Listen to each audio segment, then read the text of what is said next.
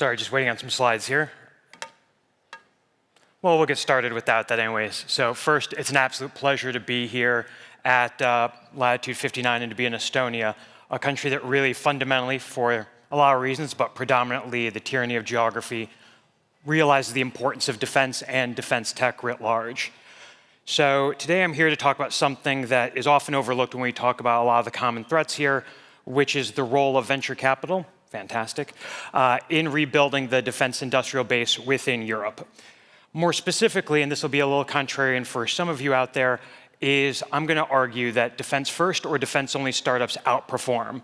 And that runs the gamut of both from a capability side, but most importantly for a lot of the investors in the room, from an actual return side.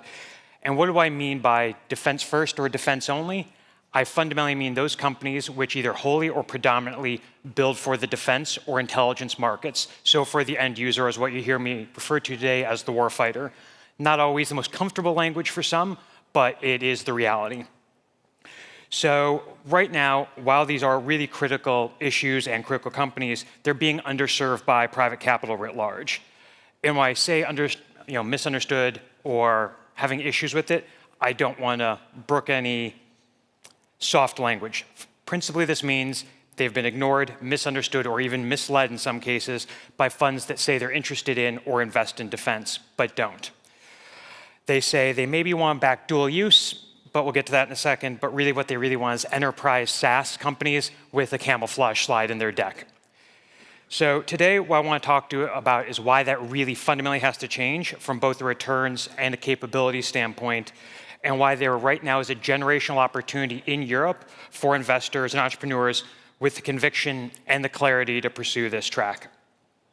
So I'll go to the first slide here, perfect, and go into Europe's strategic wake-up call, if you want to call it that.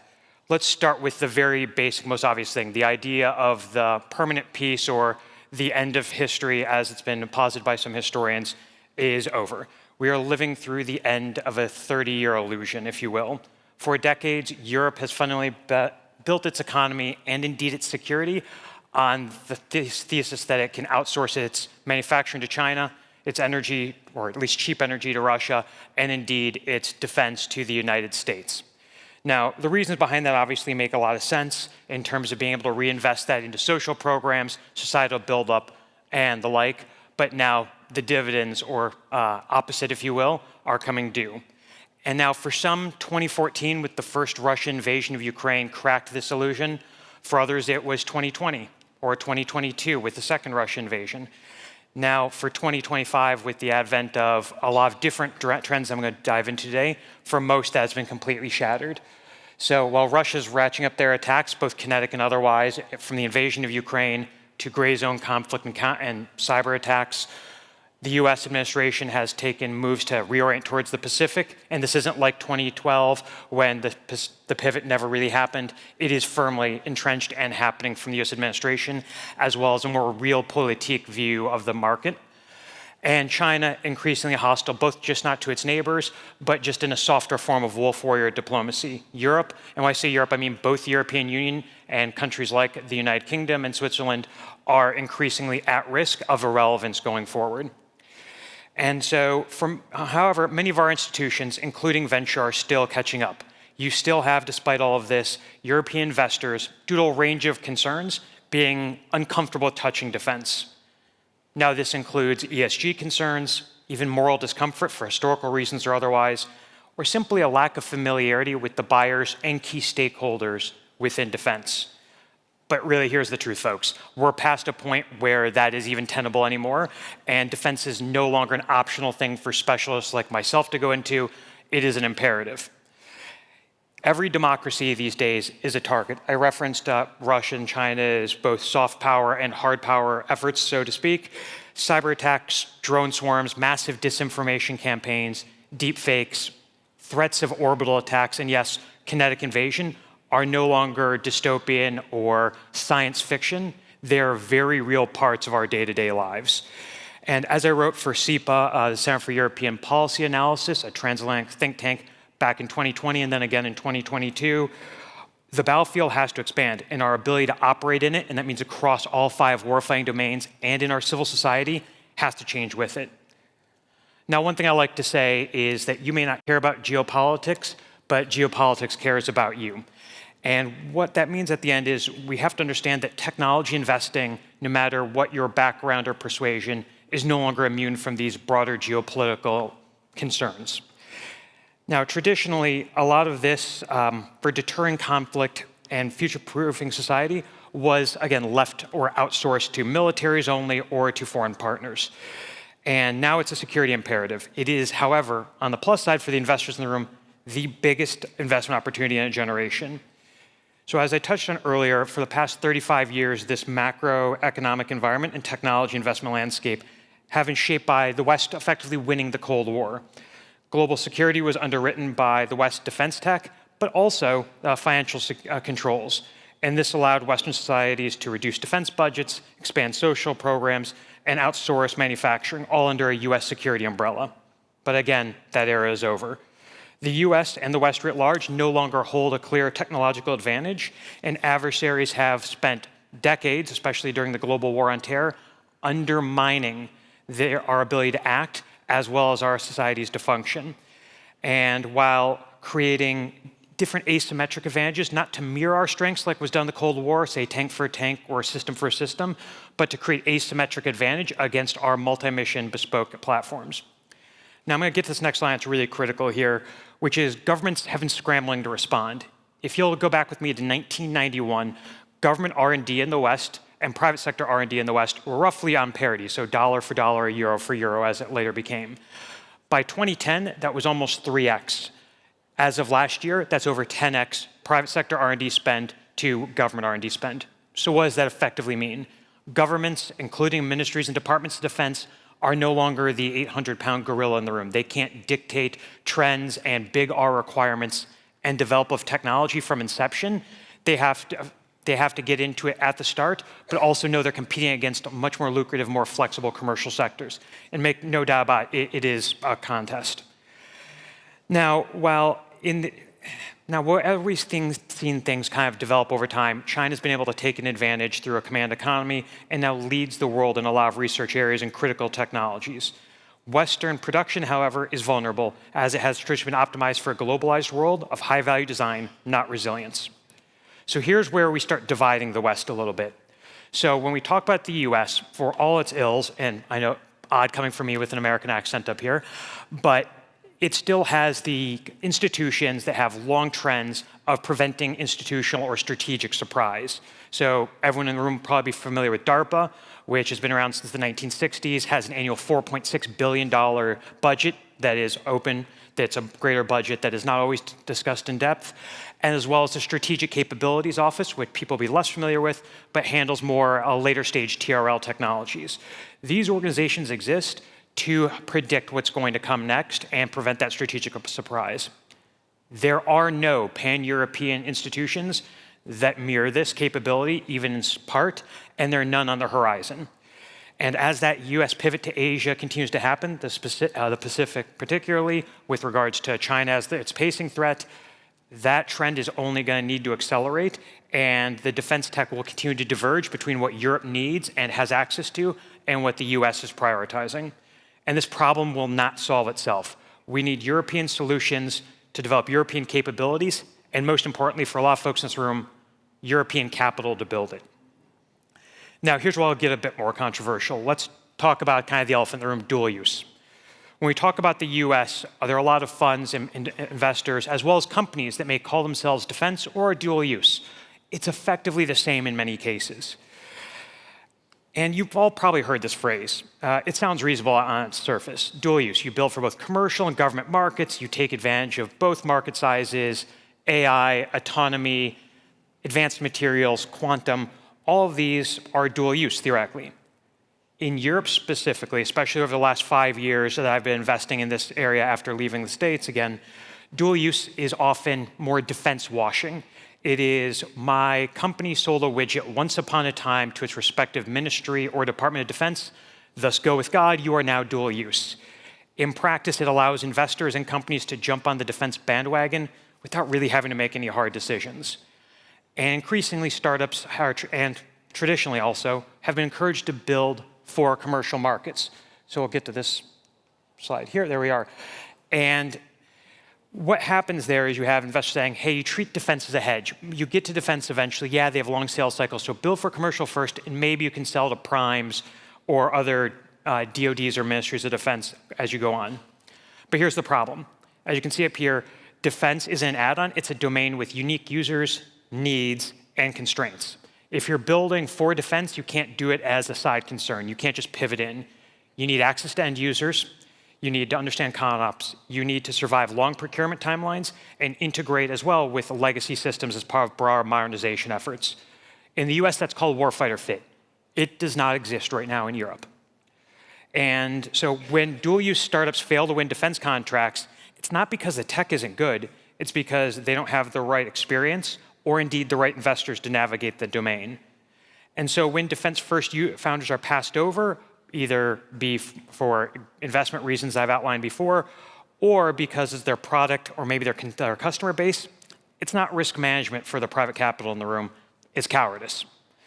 So let me be clear what I mean by defense or defense first. Those companies where wholly or predominantly their revenue is going to come from aerospace and defense customers within the large, what are sometimes called primes, or directly from government. And as well as obviously intelligence agencies and other contractors. Not commercial aviation, not adjacent markets, defense. And what we're seeing is these companies, if supported properly, outperform. It's because they have high barriers to entry, deep technical moats, sticky customer relationships, and most importantly, have demonstrated so far, even though it's nascent, superior returns. And so as you look up here, in the US, there are over 500 different defense tech startups, and tough to see here, I guess, with the formatting, but 12 have become unicorns in the last 3 years alone. There are 2 in Europe. And so when we look at this from the European side, there are huge gaps here that need to be addressed. That's why we've started Archangel, the fund we founded, backed by Superangel, one of Estonia's top funds. We're committed to backing these companies and entrepreneurs unapologetically, not defense curious, not dual use dabblers, but defense first. Because the truth is, this market isn't small or unattractive, it's just hard to understand. So let's get to the whole reason I'm here today, which is the capital gap. So right now, I won't read you through each one up here, but the bottleneck is that the founders are moving faster than the capital that's out there. Across Europe, more than ever, we're seeing extraordinary founders, veterans, physicists, drone engineers, operators, blue-collar talent, creating breakthrough technologies and companies that are fundamentally changing and have the potential to change the capabilities that Europe is able to deploy to deter aggression. They're agile, they're mission-driven, and they're tired of pitching to investors who increasingly say one thing but do another. Effectively, it's defense theater. Funds go to conferences, they post about national security, maybe they take some meetings with their respective ministries or departments of defense, but when it's time to make an investment, they say, maybe if you were more commercial, or they disappear, or tell, even worse, founders to pivot. If you find me afterwards, I'm happy to talk to you about the iRobot example as one of the most notorious of that. Let's be honest, at the end of the day, for early stage companies like the ones we invest in, the founder's most precious thing is their time, and that's what's being wasted here. Now, what do you look for? What fund should succeed in this market? Now, I won't say that we all have the answers based on the US market, but we can take some key themes from it. And it's worth noting there are now 34 different funds that either wholly or predominantly invest in defense or, in the US context, dual-use technologies. Some are now in their 3rd or even 4th vintages. And so what do we have from that data? If you actually, according to PitchBook, and if you go into some of the other additional research from their outcomes of these, of the top quartile of those funds, every single thing had one in common. Either their sole founder or one of their founders came from one of 2 backgrounds, and 2 backgrounds only. Either they were former special operations or they were former intelligence. And it's not a coincidence. Defense isn't just another vertical, it's a mission domain. Those who've lived it, who understand not just the technology and the urgency, but also the procurement cycles, the tactical and strategic context, those are the best equipped to back the right teams and navigate the landscape. Now, don't get me wrong, that doesn't mean others can't and shouldn't participate. It just suggests that conviction that comes from real-world exposure matters. And if you believe in defense first, say so, show it. If you're more on the commercial dual-use side, that's fine too. Just be transparent as you go into it. Because at the end of the day, clarity helps everyone, and conviction builds trust. And these are really both essential for investors and entrepreneurs, but also the ecosystem writ large. So I'll wrap up with what should we do next? So fundamentally, first, Europe needs to normalize defense investing. I've talked about ESG. It shouldn't be an excuse anymore. Defending democracy is a moral good, and we need to treat it that way. Public capital, development banks, sovereign LPs, as well as family offices should be helping to underwrite this risk, but also at the end of the day, benefiting from the gains. Institutional LPs should be empowered to allocate to defense-focused funds just as they do in the US. Second, and this goes to any of the government folks in the room, we need to build a connective tissue, not just in our national areas, but also pan-European. In the US, entities like DARPA and SCO that I mentioned before, as well as DIU, AFWorks, help bridge the gap between startups and the Pentagon and intelligence. Europe needs equivalence. We need faster pilots, clear acquisition pathways, and better translation between innovation and acquisition with the warfighter in the loop. As I wrote about back in 2022 for Elevating Our Edge, a piece we did across European stakeholders in US, if you want emerging and disruptive tech, or EDTs, to reach the field, governments need to go where they are. Third and finally, fund the long game. This space is not for tourist capital. Hype cycles come and go, but defense takes time. Platforms need to be tested, integrated, and validated, and the best returns will come to those who have the patience and persistence to see this through. And we need funds and LPs that understand this arc. So let me close finally with this. We really are in a moment of strategic awakening. Europeans' defense and future cannot be outsourced. It must be built from the ground up. And it must be built with the tools and technologies and entrepreneurs of this century, not the last. And I know I've gotten this critique sometimes before that it's warmongering, or we should be always searching for peace or striving for peace. And we should. But this is about deterrence and resilience, about ensuring liberal democracies can defend themselves from all sorts of aggression, both kinetic and otherwise, while maintaining their ability to act strategically and autonomously. If you're serious about this, please come and talk to me afterwards. But we also must be serious about backing the right builders and in the right times. This isn't about slide decks or the right sentiment, about the actual builders. Because the arsenal, at the end of the day, isn't just untapped technology, it's the people behind it, and it's the conviction to back them. But thank you very much, and appreciate you for having me. Don't leave. Sorry about that. So don't leave just yet. We have a question that's been upvoted already. But before I'm going to get to this one, you mentioned a lot of public capital. Isn't public capital too risk averse? I mean, we have an issue. One of the reasons why we launched the Defense Tech Fund in Estonia is that we could invest also directly into lethal technologies. Mm-hmm. If you speak about public funds in the US, in Europe, they have these ethical boundaries, moral boundaries. They're not going to invest into offensive or military tech. They're going to invest into dual use, which you mentioned several times as well. Don't you think it's going to be a problem if we have too much public capital available and not too many VC funds that are privately held? Well, so I think there are a couple issues to unpack there. The first is the pension funds in the United States absolutely do. You have everything from teachers, union, basically pension funds investing in lethal technologies, all the way through large family offices. Hear this, Europe. As well as state governments. Heck, the state of Connecticut actually have their innovation fund has invested in one of the top frequency investors in small defense tech that's coming out of their universities. So it's not an issue in the States. It hasn't been an issue for years at this point. To your point about public capital, I won't get into an argument about whether public LPs can cause market distortion. Mm-hmm. I would say that right now there are still in a lot of cases limited. I won't call it any individual national actors or any pan-European ones, but even those that are setting up defense facilities still can't, in a lot of cases, invest in lethality or even anything that smells, looks, or feels like lethality.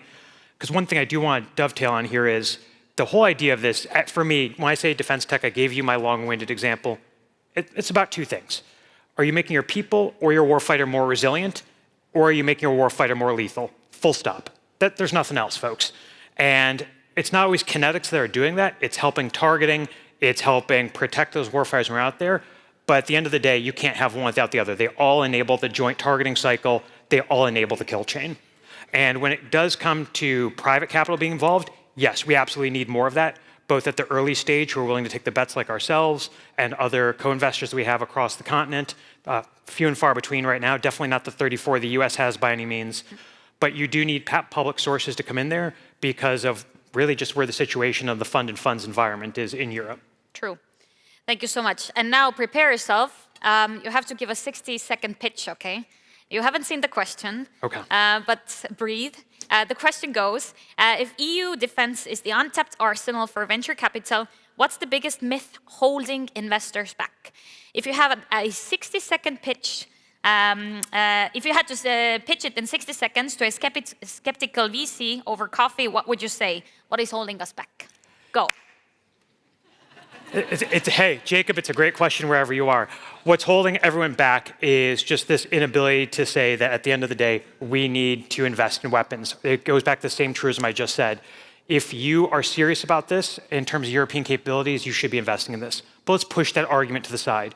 The most important argument here is defense-first companies, and I have a lot of data on this one, I'm happy to share with any interested investors to a point, produce superior returns.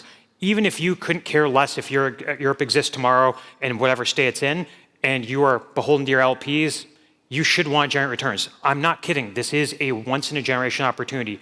If you look at where the US was with the advent of DIUX back in 2014 to 2015, the investors who were first there, talk about the Harpoons of the world, for instance, or even eventually J2, these folks have made significant amount of capital and extremely outsized returns for their LPs on the basis of it. So even if you don't agree with weapons, at the end of the day, you have a fiduciary duty to your LPs. Do you want to make them money or not? And do you want to be missing out on one of the biggest and best opportunities to do so in Europe? Because right now, unlike the United States, there are a lot of markets that don't have so many incumbent players. They don't have all the billionaire backers who are going to distort that. There is a huge opportunity here. Now, either you're going to be risk adverse or not going to embrace it, or you're going to get off the sidelines. Cut. Okay. Excellent. Tried to cram a bit much in there. Perfect. No. I think we all heard superior returns, and this is what we should remember. But thank you so much. Another round of applause, please. Thank you so much. Thank you all.